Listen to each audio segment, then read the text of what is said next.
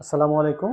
আমি doctor Zubair Alam Sunny, senior medical officer হিসেবে কর্মরত আছি Faraji dental and research centre Mirpur শাখায়।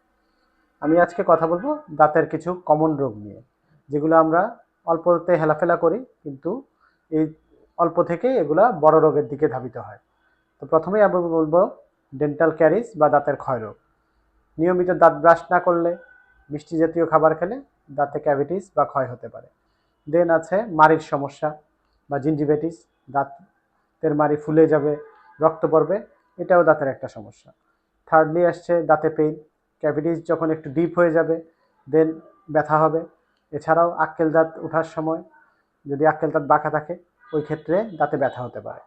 এরপর আমি বলবো দাঁতের সেন্সিটিভিটির কথা। দাঁত বিভিন্ন কারণে ক্ষয় হতে পারে। এসিড বা অ্যাসিডিক রিঅ্যাকশনের কারণে দাঁতের সংবেদনশীলতা বা সেন্সিটিভিটি খুব বেড়ে যায়। আক্কেল দাঁত যদি নর্মালি সোজা না ওঠে, একটু বাঁকা বা হরাইজেন্টালি বা ভার্টিক্যালি উঠে থাকে, ওই ক্ষেত্রে আক্কেল দাঁতের জন্য ব্যথা হয়ে থাকে। তো এই জিনিসগুলো অল্পতেই আমাদের সমাধান করে নিতে হবে। এর জন্য আমাদের নিয়মিত 2 বেলা ব্রাশ করতে হবে, ফ্লস ব্যবহার করতে হবে, নিয়মিত কুলি করতে হবে বা মাউথওয়াশ ব্যবহার করতে হবে। সর্বোপরি প্রতি 6 মাস অন্তর অন্তর বিশেষজ্ঞ ডেন্টাল সার্জনের নিকট শরণাপন্ন হতে হবে। উই কেয়ার, আল্লাহ কিউর, মুখ ও দাঁতের সুরক্ষায় Faraji dental and research centre দীর্ঘজীবী।